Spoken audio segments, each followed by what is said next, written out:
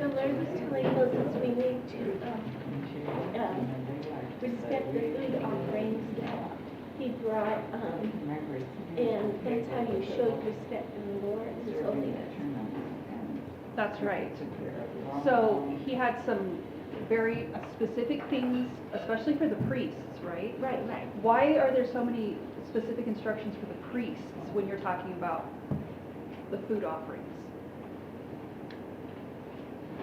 Because they're closest to God? In a certain sense, they're in closer proximity to God, let's say. Yeah, and they are near. Uphold Yeah. everything that, the most told Moses. Right. They uphold all of that. That's right. And then they are given as their own provision portions of those offerings that then they can take home to their families. Mm-hmm. So once you leave the tabernacle courtyard and you go home to your family, can you treat that food any way you want? No, it's still holy. So even after you leave and go home, you still have to treat the things of the Lord as being different, because they are. The Lord set them apart, and so he requires the priests as well as the rest of the Israelites to treat those things as his, as sacred. Because once you start treating it as something that's common, it loses its value, it loses its meaning. And he wants to make sure that the people understand the importance of those sacrifices, what they represent. Well, we're on the other side of the cross, so we know it's not just what they represent, it's who they represent. So it's really important that the priests and the Israelites treat those things with a proper respect. Okay, anything else from last week?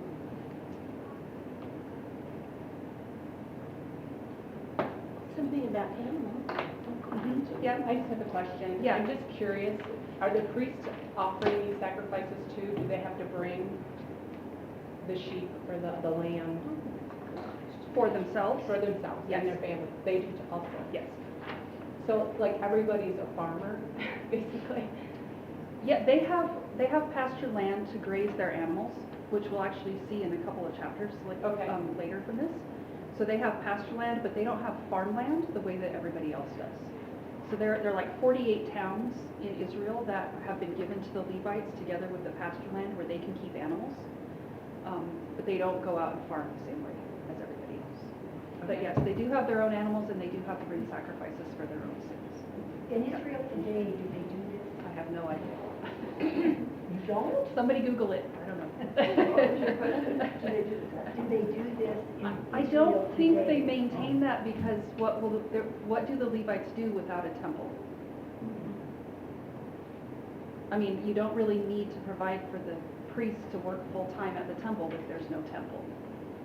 So my assumption would be it's not the the same. gardening and the, well, they still don't. My impression is that in Israel they kind of do what they want. I mean, people, as far as they're not looking to the instructions of Leviticus as far as who owns land and which land they own.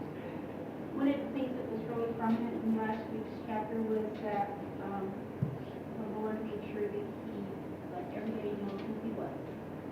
I am the Lord. Why does he keep saying that? He is the absolute holy one. That's right, and they belong to him, right? If they belong to a different God, well, then life would look different. But because they belong to the Lord, this is how he requires them to worship when they come. Yes. He also had a whole list of things that disqualify an animal from being sacrificed. Remember that list of all the things that parallel actually what disqualifies a priest as well? Why do those things matter? Why does God say, okay, these things disqualify you from being either a priest or a sacrifice? That's right, because it's all pointing ahead to the perfect priest and the perfect sacrifice is coming. There's a foreshadow of Christ in all of those things. So it's not just that God discriminates against, things that are defective or people who have disabilities. It's that all of that is a physical illustration of a spiritual reality. Okay. Verse 16, I didn't notice this last week, but I reviewed it. In that thought that, the priests are representative of Jesus in his ministry towards us, so it was pointing to, what he does for us. And then 16, so these offerings are brought for various reasons. And verse 16 is the biggest one, to allow them to bear the guilt. Jesus bore our guilt on That's right. So, Yeah. Jesus is the last word in everything that's going on in the sacrificial system, the tabernacle, all the worship that's established. Okay, now, chapter 23, we're going to continue that theme of showing reverence for the Lord's holy things, except now it's not things, now it's times. So, in all these instructions about regarding the holiness of the Lord as important, which the people are to do, now the Lord's going to set apart holy times for the nation. So, let's look at chapter 23. Yes. Yeah, one left. You're left. You're welcome.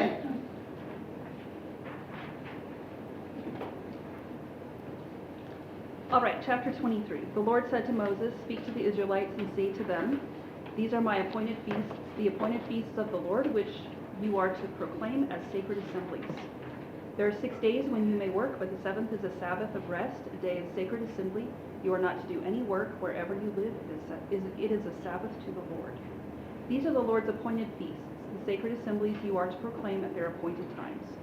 The Lord's Passover begins at twilight on the 14th day of the first month. On the 15th day of that month, the Lord's Feast of Unleavened Bread begins. For 7 days you must eat bread without yeast. On the first day, hold a sacred assembly and do no regular work. For 7 days, present an offering made to the Lord by fire. And on the 7th day, hold a sacred assembly and do no regular work. The Lord said to Moses, "Speak to the Israelites and say to them, when you enter the land I am going to give you, and you reap its harvest, bring to the priest a sheaf of the first grain you harvest. He is to wave the sheaf before the Lord so it will be accepted on your behalf. The priest is to wave it on the day after the Sabbath. On the day you wave the sheaf, you must sacrifice as a burnt offering to the Lord a lamb, a year old without defect, together with its grain offering of 2/10 of an ephah of fine flour, mixed with oil, an offering made to the Lord by fire, a pleasing aroma, and its drink offering of 1/4 of a hin of wine. You must not eat any bread or roasted or new grain until the very day you bring this offering to your God. This is to be a lasting ordinance for the generations to come wherever you live. From the day after the Sabbath, the day you brought the sheaf of the wave offering, count off 7 full weeks. Count off 50 days up to the day after the 7th Sabbath, and then present an offering of new grain to the Lord. From wherever you live, bring 2 loaves made of 2/10 of an ephah of fine flour, baked with yeast as a wave offering of first fruits to the Lord. Present with this bread 7 male lambs, each a year old and without defect, 1 young bull and 2 rams. They will be a burnt offering to the Lord, together with their grain offerings and drink offerings, an offering made by fire, an aroma pleasing to the Lord. Then sacrifice 1 male goat for a sin offering and 2 lambs, each a year old, for a fellowship offering. The priest is to wave the 2 lambs before the Lord as a wave offering, together with the bread of the first fruits. They are a sacred offering to the Lord for the priest. On that same day you are to proclaim a sacred assembly and do no regular work. This is to be a lasting ordinance for the generations to come wherever you live. When you reap the harvest of your land, do not reap to the very edges of your fields or gather the gleanings of your harvest. Leave them for the poor and the alien. I am the Lord your God." The Lord said to Moses, "Say to the Israelites, on the first day of the 7th month you are to have a day of rest, a sacred assembly commemorated with trumpet blasts. Do no regular work, but present an offering made to the Lord by fire." The Lord said to Moses, "The 10th day of this 7th month is the Day of Atonement. Hold a sacred assembly and deny yourselves, and present an offering made to the Lord by fire. Do no work on that day, because it is the Day of Atonement, when atonement is made for you before the Lord your God. Anyone who does not deny himself on that day must be cut off from his people. I will destroy from among his people anyone who does any work on that day. You shall do no work at all. This is to be a lasting ordinance for the generations to come, wherever you live. It is a Sabbath of rest for you, and you must deny yourselves. From the evening of the 9th day of the month until the following evening you are to observe your Sabbath." The Lord said to Moses, "Say to the Israelites, on the 15th day of the 7th month, the Lord's Feast of Tabernacles begins, and it lasts for 7 days. The first day is a sacred assembly. Do no regular work. For 7 days present offerings made to the Lord by fire, and on the 8th day hold a sacred assembly and present an offering made to the Lord by fire. It is the closing assembly. Do no regular work. These are the Lord's appointed feasts, which you are to proclaim as sacred assemblies for bringing offerings made to the Lord by fire. The burnt offerings and the grain offerings, sacrifices and drink offerings required for each day. These offerings are in addition to those for the Lord's Sabbaths, and in addition to your gifts and whatever you have vowed, and all the freewill offerings you give to the Lord." So beginning with the 15th day of the 7th month, after you have gathered the crops of the land, celebrate the festival to the Lord for 7 days. The first day is a day of rest, and the 8th day also is a day of rest. On the first day you are to take choice fruit from the trees, and palm fronds, leafy branches, and poplars, and rejoice before the Lord your God for 7 days. Celebrate this as a festival to the Lord for 7 days each year. This is to be a lasting ordinance for the generations to come. Celebrate it in the 7th month. Live in booths for 7 days. All native-born Israelites are to live in booths, so your descendants will know that I had the Israelites live in booths when I brought them out of Egypt. I am the Lord your God. So Moses announced to the Israelites the appointed feasts of the Lord. Okay, how does the chapter open in verses 1 and 2? The Lord said to Moses, speak to the Israelites. Mm-hmm. These are my appointed feasts of the Lord, which you are to proclaim as sacred. This is important. Yes, that's right. This is important because, again, as we keep seeing all through these chapters, the Lord does not say to the people, okay, let's have some holidays. What would you like to celebrate and how would you like to do it? There's going to come a day when the king of Israel, the king of the northern kingdom of Israel, will set his own feasts and festivals, and it will be because he's turning the people toward idolatry. So when Jeroboam breaks away from Israel, he starts making up his own stuff. He makes up his own place of worship, he makes up his own priesthood, and he makes up his own festivals. The Lord is very particular that this is the way it's to be done. Why is he so particular, do you think? Because they're different than everybody around them. That's right. He wants them to maintain a distinction, and it's not just for the sake of being different, it's for the sake of communicating to the people around them that their God is different from the nations around them. That's not going to happen if they just have the same kinds of cultural whatever that everybody else has. God wants to make it clear to them. He is a different God. He's different from the nations around them. And part of what he's doing in all of these festivals is he's reminding the people of their history with him, reminding them of what he did for them, and reminding them that they don't belong to those other gods, they belong to him. So he's very specific about the way he wants all of these festivals to be celebrated. Okay, now, he appoints these holy times, these times of sacred assembly, as times for people to gather for corporate worship. Now, attendance at the tent of meeting, or later the temple, isn't mandatory for everybody in the nation. But we know from Exodus 23 that the men of Israel were required to attend 3 of these festivals. And by doing that, they were representing their families. So they were required to attend the Feast of Unleavened Bread, of Weeks, or Pentecost, and of Ingathering, which is the Feast of Booths. And you notice that the Lord calls them my appointed festivals, and they're sacred assemblies. So this isn't just everybody taking a day off to do what they want. The implication of that wording is that these assemblies are times that belong to the Lord. They're appointed by him and for him, and the focus of these things is supposed to be worship. So the chapter is going to begin with the weekly holy time, in verse 3, and then we're going to get the annual holy times. Now, I don't know if you counted how many there were, but if you were just to guess, 15, 7. 7. And interspersed in all of those different days and feasts, there are actually 7 days of rest as well. I don't know if you noticed that 3 of these festivals occur in the 7th month. There's a huge emphasis on the number 7 right here because of the emphasis on Sabbath rest, the idea of people stopping what they're doing, turning to the Lord in worship. So if they observe all these things, there's a sort of Sabbath feel to the whole year because they're not only celebrating the Sabbath weekly, but in all of these assemblies that the Lord institutes as well. Okay, now, there's another obvious question. Why would the Lord appoint these times of assembly at all? I mean, he doesn't need them, but the people do, right? The people, the fellowship and remembrance. Okay, how long does it take for the people to forget their God when they just do their own thing? 1 second. Yeah, pretty much. Like idolatry is just right around the corner all the time. So one of the purposes of these gatherings is to bring the people together, to worship the Lord as a nation, as a group, and to protect them from idolatry. Okay, what are the instructions the Lord gives for the weekly time of assembly in verse 3.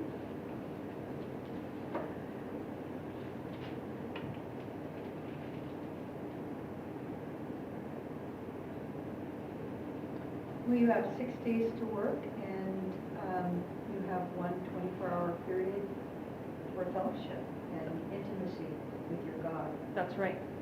And that seventh day, that day of rest, Sabbath literally means ceasing. It's the ceasing day. So whatever you normally do on that day, you stop what you're doing. And if you read other passages that talk about the Sabbath, it includes everybody in the nation. So it's men and women, it's free people and slaves, it's humans and animals. Everybody stops on this day, and the people gather together for worship. Now, Exodus 20 and Deuteronomy 5 provide the reasons for that resting. So one is to celebrate God's provision in creation by resting as he did back in Genesis. The other reason is to celebrate the liberation from bondage that he won for his people when he brought them out of Egypt. So in both of those cases, the day of rest is intended to be a reminder of the grace that the Lord has given to his people. These blessings they could never have earned for themselves. And Ezekiel actually calls the Sabbath day a sign between the Lord and his people, in the sense that it's this weekly symbol to remind them they have a privilege that the rest of the nations around them don't have. They have a privilege to rest because they've been set apart and given all of these blessings through the Lord's work on their behalf. They are not slaves anymore. Slaves don't rest, right? If you can't or you won't rest, it's because you're a slave to something. So the Lord does not treat his people the way Egypt did. He gives them rest. Children of a heavenly Father are given rest by him because he looks after their well-being. And that rest, is a great blessing. And how much more so for the Israelites who had just come out of being slaves in Egypt. So with just typical grace, the Lord commands them to proclaim their loyalty to him in a way that brings them blessing, right? He says, here's the sign of the covenant between us. You rest. What an amazing thing to have a God who actually commands you not to work more, but to rest more. Okay. Now, the rest of the chapter is going to list the 7 annual festivals that are spread throughout the year. So, what's the first one in verses 4 to 8? Passover, yes. So, Passover begins at twilight on the 14th day of the first month. So, this is the day when the people they kill and eat the Passover lamb in remembrance. What are they remembering when they do this? Deliverance. From Slavery. Right, slavery in Egypt when they painted the doorway with blood, the blood of the lamb. So there's judgment that came against the whole of the nation. And the reason the Israelites escaped it was not just because they were Israelites, it's because they put the sign of the blood on their doors and the judgment of the Lord passed them by. So they remember this at the beginning of every year when they celebrate Passover. What's the second assembly that follows directly after the Passover? They're connected. Yes. So on the 15th day of the month, right after that, the festival of unleavened bread begins, and for 7 days, the people are to eat bread made without yeast. Okay, now why does it matter that it's without yeast? Well, one, because it's a reminder of the experience of Israel when they fled from Egypt, because they took with them unleavened bread. And the reason it was unleavened is because it could be prepared really quickly, and also because it's suitable for a long journey, like the one the people were taking into the wilderness. So they're eating here the same kind of bread that the people would have been eating when they left Egypt. Also, I don't think it's coincidental that getting rid of any yeast is it's like an image of purging corruption from the community. So on the first and last day of this week, there's a sacred assembly held and no regular work is to be done. And it mentions that every day of that week, a food offering is made to the Lord. Now, it doesn't explain this here, but it does explain it in Numbers 23. This would have been a food offering made on behalf of the nation as a whole. So when it commands these offerings, it's not that every individual or family is bringing this, because the reality is probably that most of the households in Israel couldn't afford it. And they certainly couldn't afford to do it multiple times a year, as it's going to be commanded in this chapter. But this would have been an offering for the nation as a whole. And Numbers 23 lists out exactly what that offering entails.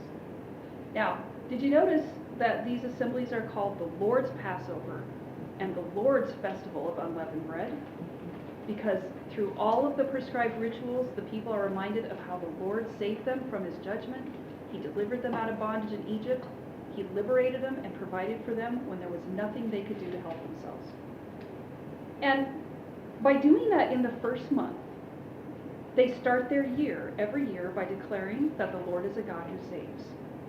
Now think about that just in relation to the new year. When we celebrate the new year, why do we celebrate the new year? What are we celebrating when we do that? New beginning. Yeah, like there's a new beginning. It's like, okay, the past is behind us. We have a fresh start now. It's a new year. That's what we celebrate is, okay, new beginnings right here. Think about if the new year started with a national reminder of the Lord's redemption and rescue. That's what the Lord intends for Israel, is that at the start of every new year, they have this week-long festival where it's in the middle of the first month, but in that first month you have a week-long festival where you remember how the Lord liberated you, how he led you into the wilderness, how he delivered you and gave you this freedom. What an amazing way to start the year, not just by thinking, okay, we've got a fresh start, but by thinking, if that's who our God is, okay, let's face the next year because we have a God who loves us and cares for us and delivered us when we couldn't deliver ourselves. Okay, now, in verse 9, now we're going to switch the focus, and instead of looking back to what happened in Egypt, now we're going to look ahead to the time when the people are settled in the land of Canaan, and they have fields of their own. So, what's the next festival that's mentioned in 9 to 14? First fruits. Right, what do they do on this day? They give the first part of their crop. To the Lord, that's right. Now, barley would be the first crop ready to harvest, and this is a harvest festival. So barley would be ready in Israel, it would be ready in April.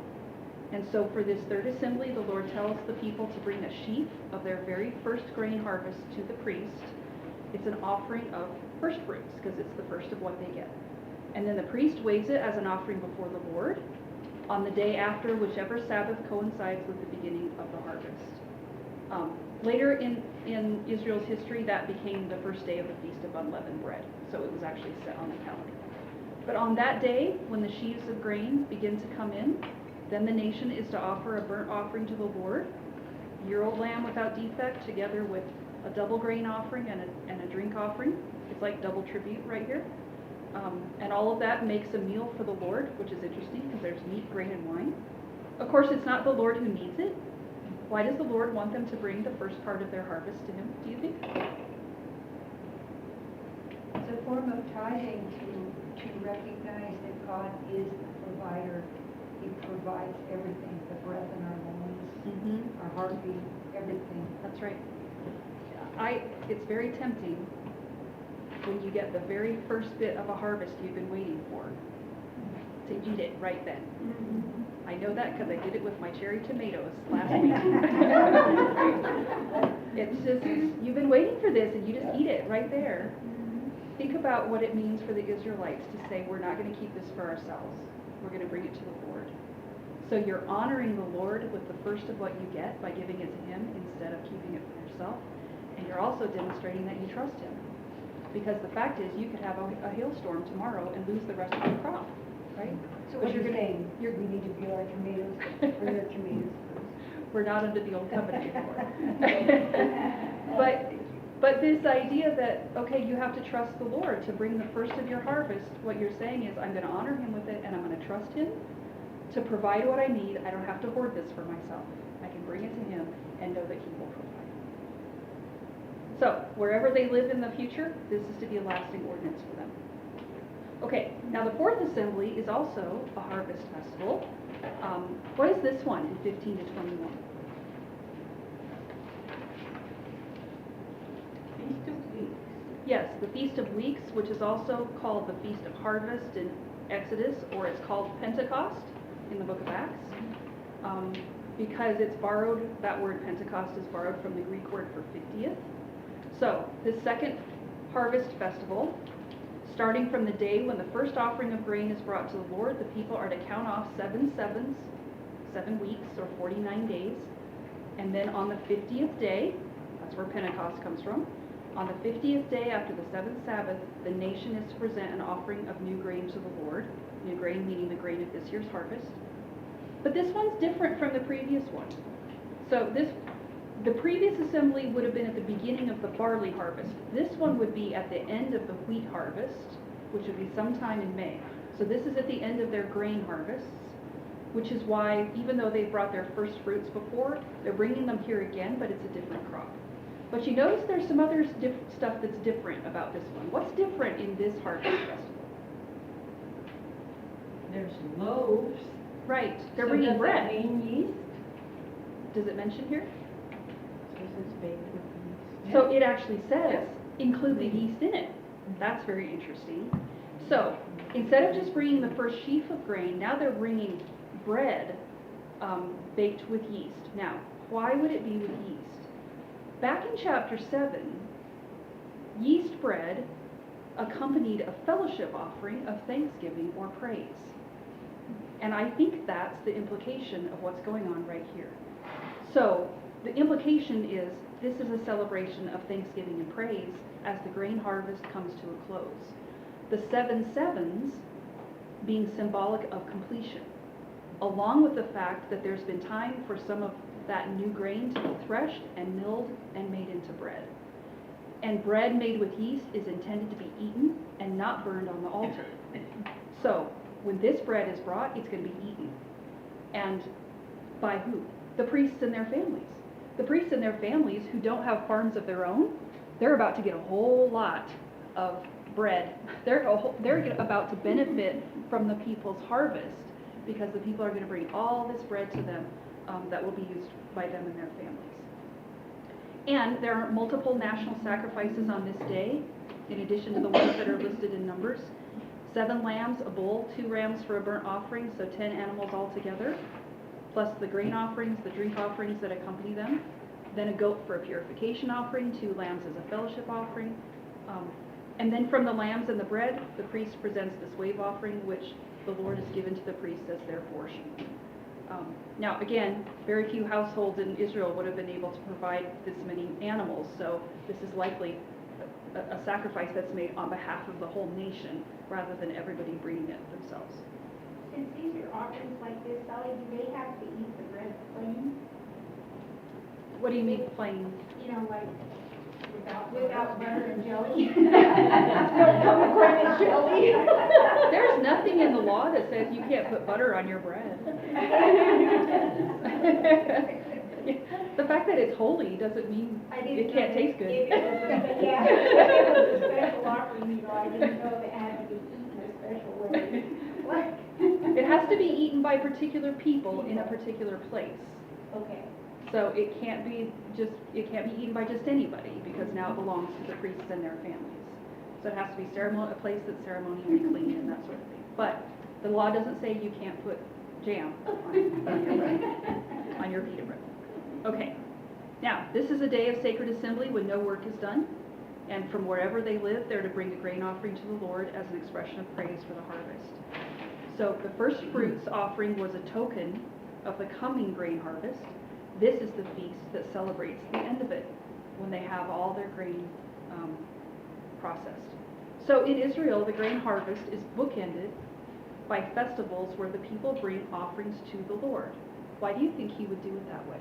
Why would he command them to have these 2 harvest festivals at the beginning and end of every harvest? To remember who provides the harvest, and then to thank him for providing the Yes. harvest. Why do you need the reminder? Because you think you're a great farmer. That's right. That's exactly right. You have a great year, and it's really tempting to either think it's because you're a great farmer, or because when they get into the land of Canaan, because Baal made it rain. But Baal didn't make it, Baal's a storm god. It didn't, God made it rain. And so even in the harvest festivals, when they get into Canaan, the Lord's already preparing them for that time and saying, okay, remember who it is who provides for you. It's not you, and it's not the false gods of the Canaanites, it's the Lord. He's the one who provides for your harvest every year. So, The Passover and the Festival of Unleavened Bread celebrated the Lord's deliverance from the old land. The offering of first fruits and the Festival of Weeks celebrates his provision in the new land. So instead of looking to the Canaanite gods to provide for what they need, the Israelites are to remember it's the Lord who provides for what they need. The same God who brought them out of slavery is the one who provides all the food that they need. And again, this second harvest festival is intended to be a time of feasting, which is easy to do if you've had a good harvest. I would expect that when people came to Jerusalem for this particular harvest, they make a pilgrimage of it, and you celebrate with people. I mean, it's easy to celebrate if you have lots of food, right? And you see your friends, or you come with your family, and you sit down and you have a feast together. And the idea is, okay, come and celebrate together with the Lord all the provision that he's poured out on his people. Okay, now, what does he add in verse 22? Bow is, Well, okay, tell me what you mean by that. yep, to not reap to the corners of your field, Why not? for the poor and the widows. Yeah, because the poor, the widows, the foreigners, they come and gather the bits that get dropped on the ground. This is the Lord's provision for them. And again, the Lord is Israel's God. He's their provider, and he's the owner of their land, and he's the Lord of their harvest. Why do you think that the Lord inserted this verse right in the middle of all these festival instructions? Well, they've just had a very, great harvest, Mm-hmm. and it is a reminder in one piece that there are the poor and there are sojourners that we want to take some responsibility for meeting. That's right. I mean, think about how the harvest festivals communicate to you that, as we just said, your provision doesn't come because you're a great farmer. It comes to you because the Lord is generous to you. The Lord is generous to provide you with a good harvest, and so the Lord basically then says, now turn around and be generous to other people. The generosity the Lord gives to you, pass it on to the poor and the foreigners. And the thing is, if the Israelites do that, then the poor and the foreigners can participate in the festivals, right? They can go gather grain in these fields, and they can actually make bread of their own, and they can go participate in the harvest festival, which who knows if they could if the Israelites don't do this. But here's the Lord providing for the whole nation, not only to have the food they need, but to be able to participate in worship of him. So important that the Israelites do this, that they don't hoard their grain, but that they pour out generosity toward others the same way the Lord has poured out generosity to them. Okay, now after the harvest festivals, we enter the second half of the year, where there are 3 assemblies that are all in the 7th month. So the 7th month functions like a Sabbath month, so to speak, with all of these assemblies. So what's the first one in 23 to 25? Yes. So it's on the first day of the 7th month. It's a day of rest. The people stop their regular work. There's a sacred assembly at the tabernacle, and it's called the Day of Trumpets because the unusual thing that happens on this day is that there's a memorial trumpet blast. Now, why would that be? Well, a trumpet blast functioned to summon people to come together. And in this case, the trumpet blast would have reminded the people of the foundational event in Exodus 19, where the Lord summoned them to Mount Sinai with a trumpet blast and established his covenant with them. So you get this reminder of how the Lord called them into covenant relationship with himself at Mount Sinai. So in this assembly, there's this reminder of him establishing this relationship, and it's important that the month begins this way, with a reminder that they have been summoned into that relationship with him, because this whole month is going to be filled with covenant reminders, starting with, okay, the relationship has been established by the Lord calling them to himself. Now, not coincidentally, the 7th month falls at the beginning of the agricultural year, so it would have been a time when the people would have been done with all the harvests, not just grain harvests, but also like flaxseed and pomegranates and the grape harvest. There might still be olives, but lots of other things are finished. So they had more time in the 7th month to do these things. And it's also because at the beginning of the agricultural year, it eventually became a New Year celebration. This is Rosh Hashanah, which the Jews still celebrate in some form now as a New Year. So, on this day, the people are to do no regular work, and the nation is to present food offerings to the Lord. That's the Day of Atonement. Not yet. No. That's next. Isn't that no work? Yes, but the next, yes, they both are, no work. Okay. Yeah. Okay. So I was about to say, what's the next assembly? But it's the Day of Atonement, right? Okay, so the sixth one, the sixth assembly is in 26, verses 26 to 32. And it falls on the 10th day of the 7th month. And on this day, the people are to hold a sacred assembly, do no work, and to deny or afflict themselves, which would typically include fasting and other expressions of humility and contriteness. Now, in addition to the ritual offerings, they're to present a food offering to the Lord, like we've seen before. You might have noticed there's no mention of the most holy place or the scapegoat or any of that right here. What is it that's emphasized in this paragraph?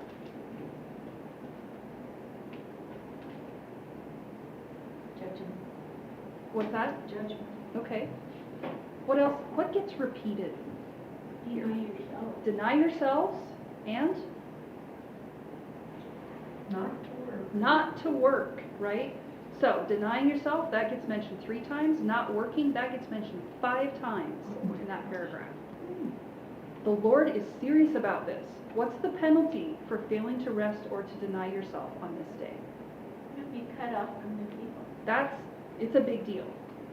And verse 28 gives us the reason for not working on this day, because it's the Day of Atonement, when atonement is made before the Lord, for the people before the Lord. Now, let me ask you, why would rest be so intimately connected to atonement? Because of works, Tell me what you mean by that. you can't do it yourself. You are out of the picture totally. Mm-hmm. So It's on, God. that's doing right. The atonement. That's right. So even if you show up at the tabernacle on this day, how much are you involved in what's going on in the whole ceremony? You're resting. You're resting.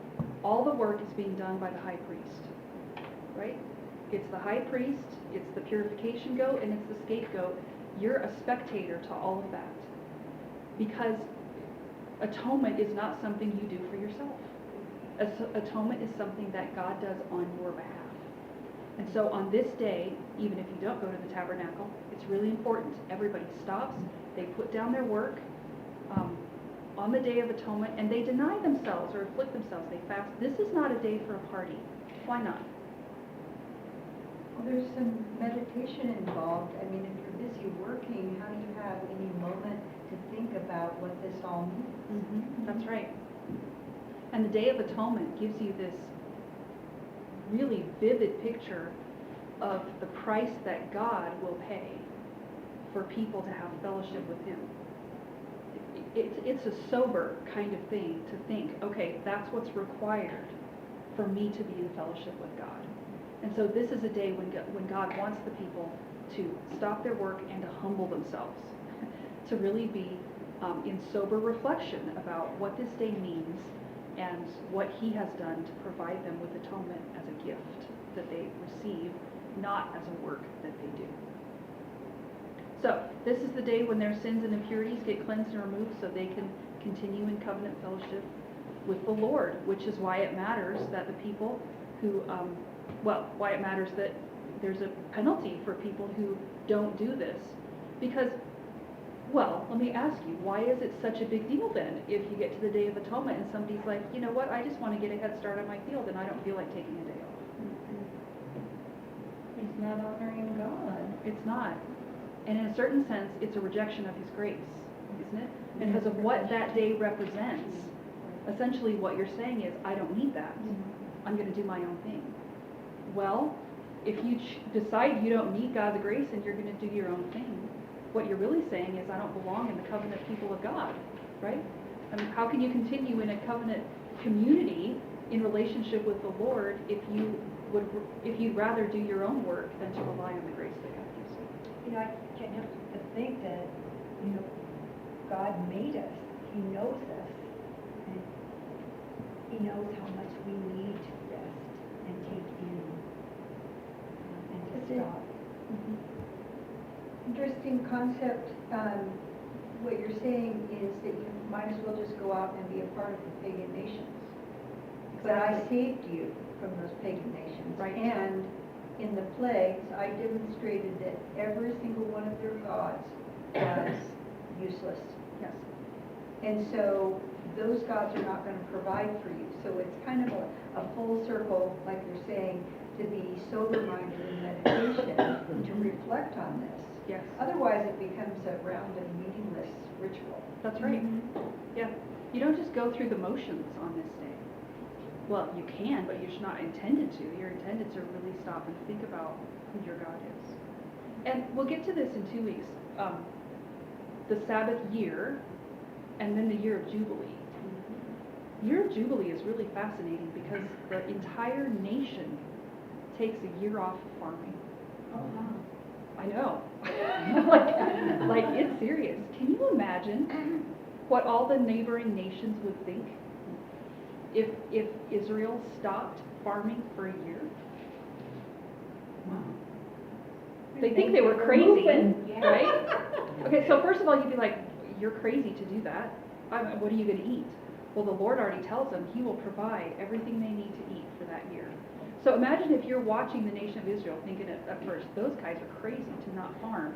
And then you see the provision that gets poured out so that they get an entire year off of farming, but they still have plenty to eat. Wouldn't you think at the end of that year that all the pagan nations would be like, I want that God. Correct. Like, I don't want Baal anymore. I want that God. I want a God who commands His people to rest. What kind of God is it? Who tells His people, take a year off and trust me. A God of Provide compassion. for them. Can you imagine if our country took a year off? You can't even imagine it, can you? Like, for everybody to just put down their regular work and trust the Lord to provide for them. But that's what the Lord commands Israel to do, because He's a God who wants His people to rest in Him and to make Him known to the nations by embracing that rest, not by rejecting it in favor of what they can do for themselves. Yeah. Do you think that the pagan nations probably already got that message with Joseph, because God knows the future. So you have 7 fat years to prepare for the 7 lean years. So God knows. He's got it covered. Yeah. He will provide. Well, and the plagues as well, which you just mentioned. Because everybody in Canaan heard about the plagues on Egypt and how God came to the rescue of Israel. I mean, Rahab says at the beginning of Joshua, everybody's scared of your God, because we all heard the stories. Right. Well, then why would you not join up with them? Correct. Like Rahab Too does. scary. Well, it's better to be on his side Yeah. than opposing him, Yeah, but they were just right? scared. I mean, Rahab is like, okay, I'm with you. I'll join up with the covenant people rather than opposing him, because what will he do to protect? They knew what happened to the Egyptians. That's right. That's right. Doesn't the land not heal, but replenish itself for a year? Yeah. Something happens with nutrients. Yeah. And if you go to, It replenishes its nutrients. if you go to different places in Wyoming, you'll see where the grass, they have, where is this? It's growing, it's flourishing, and this is all dead. Because they did this last year, so now they're They rotate their rotate. Thank you. Yes. Yeah. I remember something about green beans putting something in Nitrogen. the, yes, and then, yeah, so that's as much. as Corn, I remember. which takes it out of the soil. Takes it out, okay. I'm not going to go that direction, because I'll start talking about But herbs. they are companion. They are companion plants. Okay, now I'm getting ahead of myself with all the year of Jubilee and all that. But it's important, God does not exploit His people. He does not abuse His people. He is not a taskmaster of His people. I mean, just the nature of a God who commands His people to rest. But you can't do that unless you trust Him. You have to be willing to trust Him to take the kind of rest that He commands His people. Okay, now, the last assembly, what is it in 33 to 44? Yeah, the Festival of Booths, or your translation might say tabernacles or tents. These days it's called Sukkot.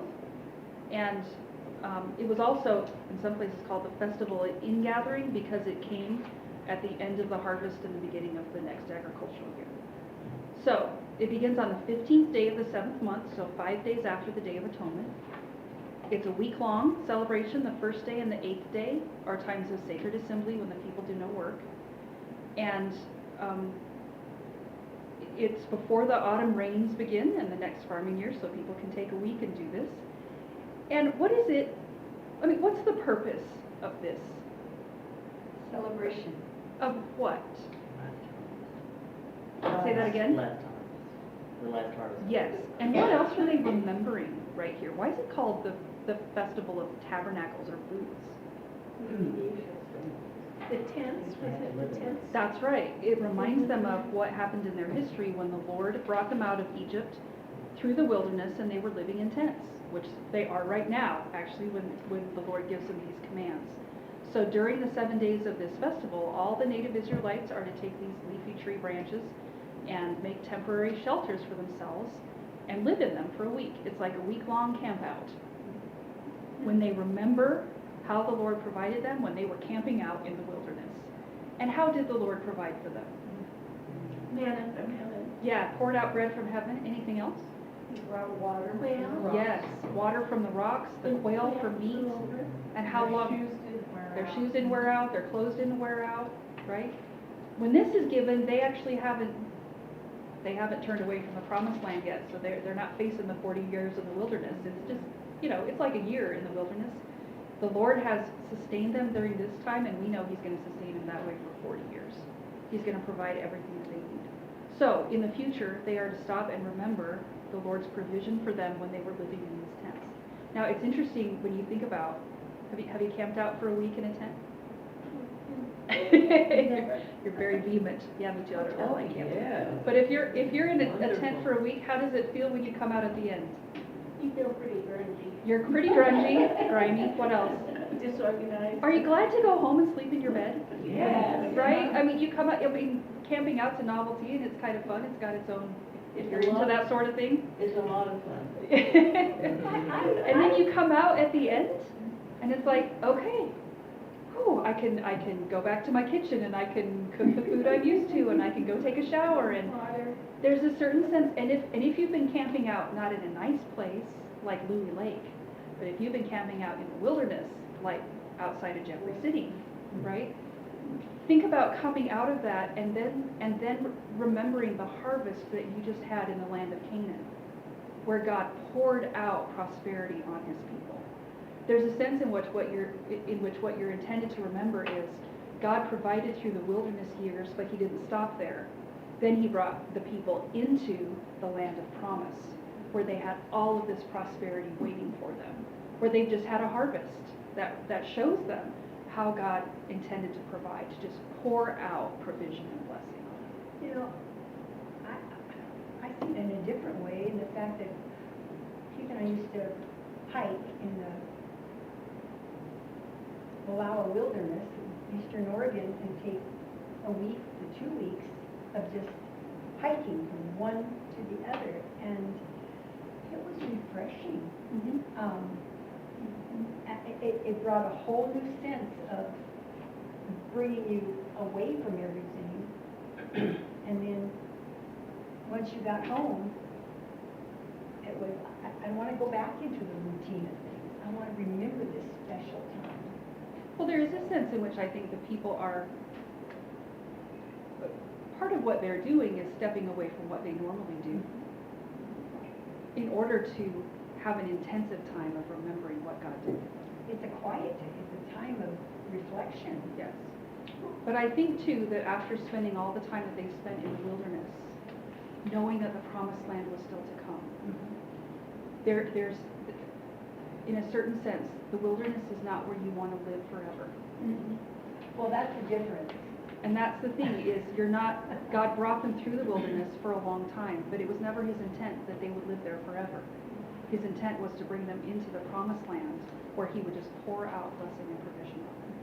And they're getting both of those things then, in that week of remembering how the Lord provided in the wilderness and then how He brought them into prosperity. Well, that's the difference of the goals, because we didn't have a promised land, and our promised land was the hiking. God would like to get back in there. Well, yeah, I mean, you think there's a certain kind of refreshment that comes with being in the mountains, but to wander out in the wilderness That would be different. is different because you're daily dependent on manna, quail, and water every single day until God brings you to a place where you suddenly have your own fields, your own trees, and there's just produce beyond what you could imagine. The relational metaphor, the overarching, is that if you've been brutal, in brutal slavery, and somebody let you out of your cage, okay, so that's a fresh reminder that I am not going to be abused anymore. Let's think about people in third world countries. Then we're in a world that this is not our permanent home. Okay, so that's somewhat of a wilderness. I think of the song, we're just passing through wayfarers. And our true home for eternity is the promised land. So you can't miss that in this overarching Right. celebration. Yeah. And in Deuteronomy, the Lord tells the people one of the reasons that he took them through the wilderness was to teach them to rely on him before they got to the prosperity of the promised land, because he knew how quickly they would forget who it was who provided for them. So he even works a festival into their calendar to remind them, okay, but we were in the wilderness and God could have left us there, but he didn't. He provided for us and then brought us to something. Just like me and Sunday for us. Reminded for us to remember who was sacrificed for us. That's right.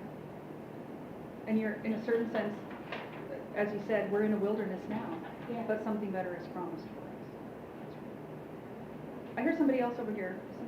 Well, I was just going to say, it helps you be grateful sometimes for things you don't even realize you have, because God does take care of you in that wilderness.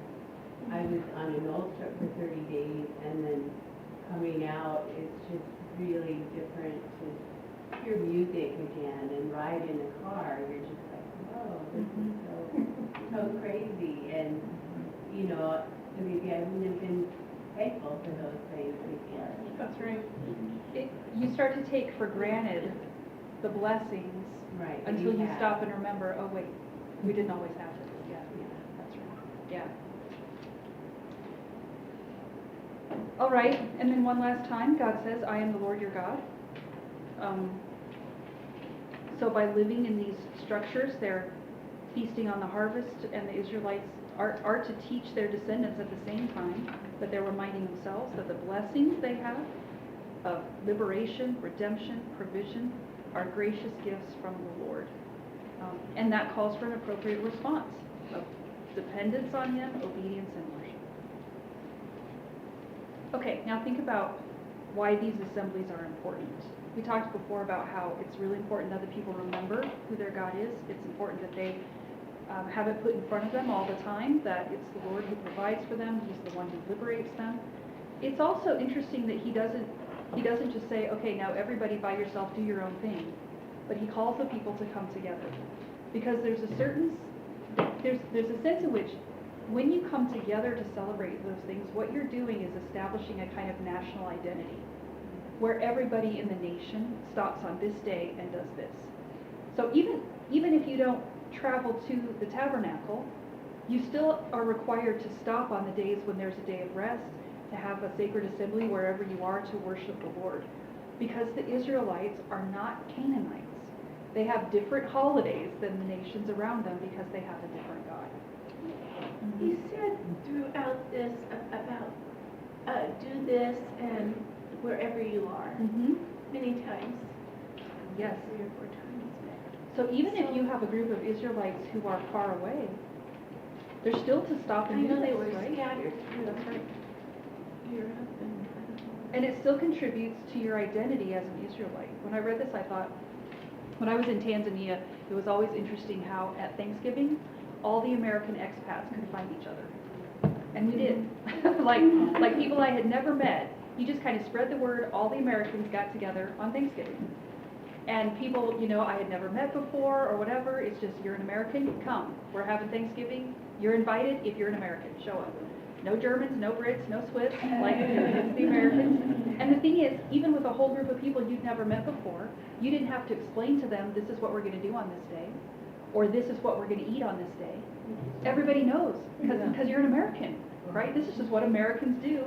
Everybody understands Thanksgiving. Everybody understands why you'd be invited, even though you don't know these people.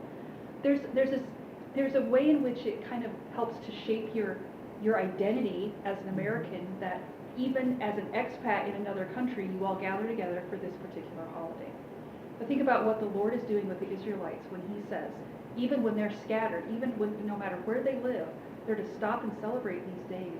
Because if they're surrounded by other nations, it still reminds them, who do they belong to? They belong to the Lord. They might live in Egypt, they might live in Babylon, whatever. They might not be able to celebrate these things the way they're used to in years in the future, but this is their identity as the people of God. And these feasts and festivals are intended to reinforce that fact. They don't belong to the same gods as the nations around them, they belong to the Lord. So they're glorifying Him. That's right. Ellie, I thought immediately, actually, reading this up, as purposefulness. That's the word that came to mind to me. And it's the same thing if communion is taken with that kind of seriousness. Yep. Which it is here in other churches, and some other churches. Because otherwise it just gets lost in the day-to-day. That's right. Well, on that note, how are these things relevant to us? I mean, we're not under the old covenant with this calendar, but what are the things here that matter for us? What if someone asks you what you're doing this weekend? I'm gonna rest in the Lord and worship Him. I've never said that. No. But you're going to stand out from your neighbors, aren't you? And it's interesting when you put it like that. It's not, I have to go to church. Yeah. It's, I get to rest. Yeah. Because I have a God who takes care of me. I feel slightly guilty when I do work on Sunday. Like housework or yard work or stuff. So what do? We go out to eat and somebody else fixes it. Yeah. The Canaanites. Or you're a nurse and you work in the hospital with people. Well, and the goal of those things is not to say, okay, what am I allowed to do on a New Testament version of the Sabbath, you know, whatever it is that you think about, it's resting on Sunday or whatever. The goal is not to say, okay, give me a new law. Tell me what the rules are of what I can and can't do. The goal is to say, you have rest in Christ. And if you live in a country where you actually have the option of gathering with other believers for corporate worship every week, why would you not take advantage of that privilege? I think there are a lot of nations that are persecuted as Christians who would love to have a day when they could actually rest and gather with other believers. Like, what a privilege that is. And that's the thing, is it's not what am I allowed to do or not. You're in Christ. You're allowed to do your laundry. It's okay. The issue is, how long does it take me to stop resting if I don't intentionally stop and turn my attention to the worship of God and to do that with other people? You do all things as unto the Lord. All things. And we need the reminder, don't we, that our God is not a slave master. He is not someone who's just like, work, work, work, and you take a break and He's like, why can't you get on with it? Our God commands us to rest because He wants us to trust Him. I really admire young mothers that get all these kids together and, you know, get to church. Yeah. Well, and talking about that, do you see any symbolism in these assemblies and how they point to Christ and the gospel? The Feast of Trumpets. I like that one. Yeah, there's a summoning that's still coming, right? You get to the book of Revelation and we're trumpet. That's right. Kelly. But the deliverance from evil. Yeah. I mean, that's the thing, and even the sabbatical reminder, it ties it into Genesis. Everything was done before man was brought into being. God had done everything. And then all God asked was, let's have time together. So, and it reminds us that God provides, whether it's regular life, or if there is a struggle with evil in our life, that God will deliver us from. Egypt is a metaphor of evil in our life. Yeah, So I love that. yeah. I mean, for people that, everybody can personalize that, but obviously folks that have come out of addiction, fill in the blank, because there's a whole list of addiction that ruins your life, God delivers. He can deliver you from that. So, He transforms us. And that's why He says, I am the Lord. I am the Lord that sanctifies you. Yes. Not in your power, you can't do it, but I can do it for you. I love it. Do you know which day Jesus was crucified? He was crucified on a holiday. What holiday was it? Passover. Why? You think that was a happy coincidence? He was the Passover lamb. Because He was the Passover lamb. So this sacred assembly was intended to set the stage for the crucifixion.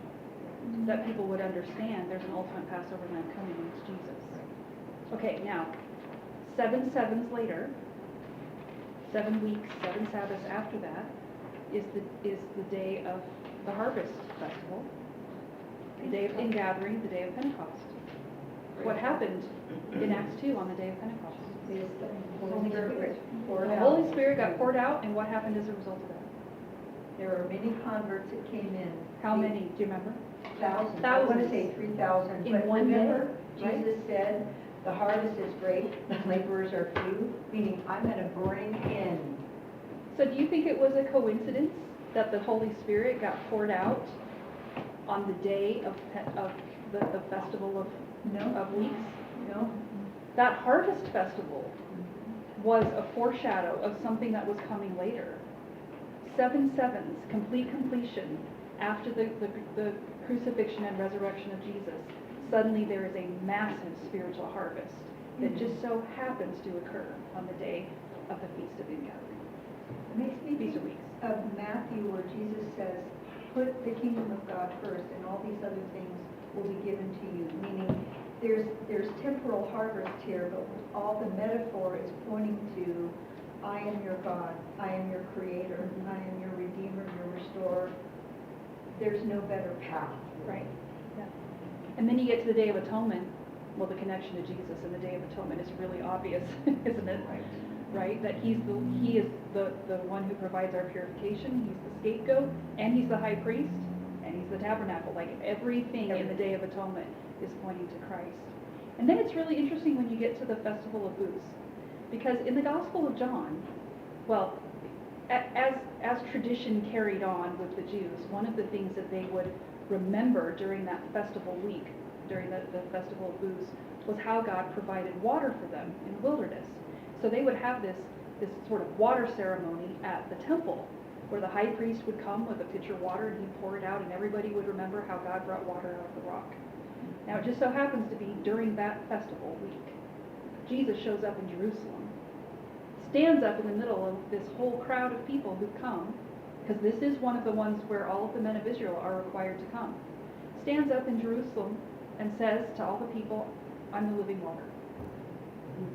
It's not a coincidence that He did that during the Feast of Tabernacles, because all of that, even that living in, camping out for a week, it's setting the stage for the day when Jesus comes, for the people of God to recognize, okay, all of that was a physical illustration that points to a spiritual reality that is about our salvation, our redemption, and what the Messiah is going to accomplish for us. Where is that?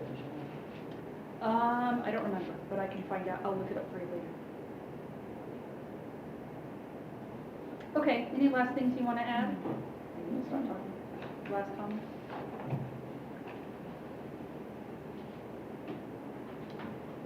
Okay.